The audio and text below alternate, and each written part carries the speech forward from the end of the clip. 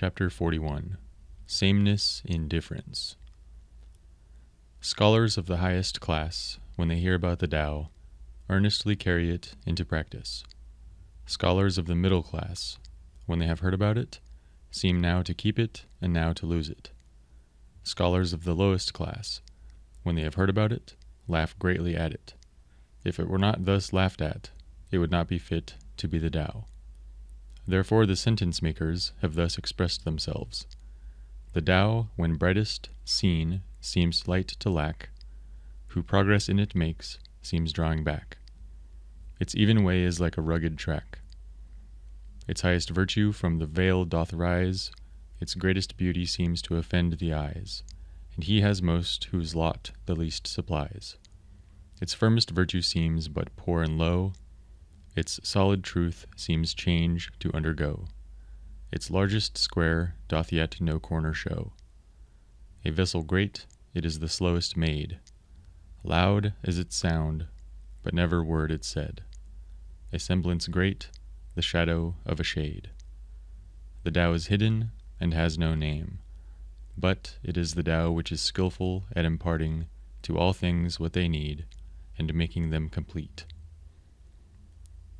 A second translation.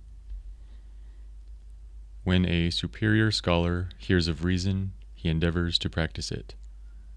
When an average scholar hears of reason, he will sometimes keep it and sometimes lose it.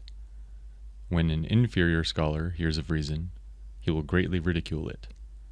Were it not thus ridiculed, it would as reason be insufficient. Therefore the poet says, "The reason enlightened seem dark and black. The reason advanced seem going back. The reason straight-leveled seem rugged and slack. The high in virtue resemble a veil. The purely white in shame must quail. The staunchest virtue seems to fail. The solidest virtue seems not alert. The purest chastity seems pervert. The greatest square will rightness desert. The largest vessel is not yet complete. The loudest sound is not speech replete. The greatest form has no shape concrete. Reason, so long as it remains latent, is unnameable. Yet reason alone is good for imparting and completing." And one final translation. The superior scholar, when he considers Tao earnestly, practices it. An average scholar, listening to Tao, sometimes follows it, and sometimes loses it. An inferior scholar, listening to Tao, ridicules it. Were it not thus ridiculed, it could not be regarded as Tao. Therefore, the writer says, "Those who are most illumined by Tao are the most obscure. Those advanced in Tao are most retiring. Those best guided by Tao are the least prepossessing. The high in virtue resemble a lowly valley. The whitest are most likely to be put to shame. The broadest in virtue resemble the inefficient. The most firmly established in virtue resemble the remiss. The simplest chastity resembles the fickle. The greatest square has no corner. The largest vessel is never filled. The greatest sound is void of speech. The greatest form has no shape. Tao is obscure and without name, and yet it is precisely this Tao that alone can give and complete." So imagine, if you will, a scholar, one of those rare souls who hears the whispers of the Tao and earnestly commits to walking in its way. You see, for this person, the Tao isn't just any old idea to toy around with, or another philosophy to contemplate. Rather, it becomes a lived experience, something deeply woven into the fabric of their daily life. They are, in a sense, swallowed by it, absorbed by the rhythm of the universe itself, moving in harmony with the vast dance of life. The highest form of learning in this case isn't to be found in books or in lectures, but in the quiet spaces between thoughts, in the stillness of mind where the Tao can be most clearly felt. Now, let's step down a rung. Consider another type of scholar. This one has glimpsed the Tao, perhaps caught a fleeting vision of its beauty, but they're not yet able to fully embrace it. They sort of wander in and out of it, as if it were a mist that occasionally they'd step into and back out of. Their understanding flickers like a flame in the wind. Sometimes they grasp it, and at other times it slips away. There's an inconsistency here, a hesitation. They know there's something there, but they haven't fully let go of their old ways, their old habits.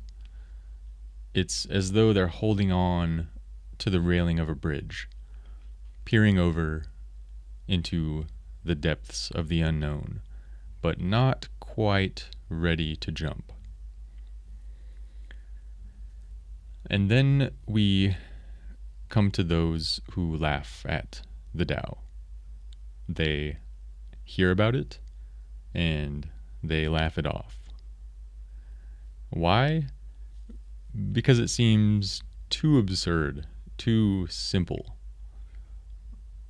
How could such a profound way of being appear so trivial? But here's the trick. If the Tao didn't provoke laughter from those who cling to the intellect, it wouldn't truly be the Tao. See, the laughter itself is a testament to its profound nature. It's so different from our ordinary way of thinking, so far removed from the conventions of society, that to the uninitiated it seems utterly foolish. And in that laughter lies a great truth. The Tao isn't something that can be grasped by the rational mind alone. Lao Tzu goes on to describe the paradoxes of the Tao. The brightest light often appears to lack brilliance. Progress along the path can feel like retreat. And the way that is most even seems at first glance rough and rugged. This is the nature of the Tao. It defies our expectations. What we think we know is often turned upside down. The greatest beauty may offend the eye because it doesn't conform to our preconceived notions of what beauty should be. The most solid virtue may seem lowly because it isn't concerned with appearances. The Tao is like a vessel so immense that its construction seems to take forever. It's not something we can rush or complete in haste. It's like a square with no corners, a form that eludes our usual ways of understanding shapes and structure. And when Lao Tzu says the Tao is like a great sound that makes no noise, he's pointing to the fact that it operates beneath the surface. It reverberates through all things, but it doesn't speak to us in words. It's a presence, a force, something that underlies all of existence without ever making a grand show of itself. And this is where it gets even more intriguing. The Tao is hidden. It has no name.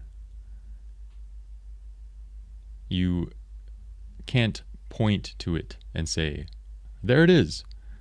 And yet it is the Tao that nourishes all things, that allows the universe to function and to flourish. It gives to all without asking anything in return, and in doing so, it makes everything whole. What Lao Tzu is really asking us to do is to let go of our need to label, to define, to control. He's inviting us to embrace the paradox, to see that the greatest truths are often those that seem the most absurd, the most elusive. The Tao isn't something you can pin down with words or capture with the intellect. It's something you feel, something you live. It's in the flow of a river, in the breeze that rustles the leaves. It's in the quiet moments when everything just seems to fall into place. But to experience it, you have to be willing to let go, to laugh, perhaps, at how simple it all really is. So, the Tao remains hidden, unnamed, and yet it's always there, quietly weaving through the tapestry of existence, making all things whole. And if you can just let go of the need to understand it, if you can simply allow yourself to flow with it, you might just find yourself living in harmony with the very rhythm of the universe. And in that flow, you will realize that everything is and always has been complete.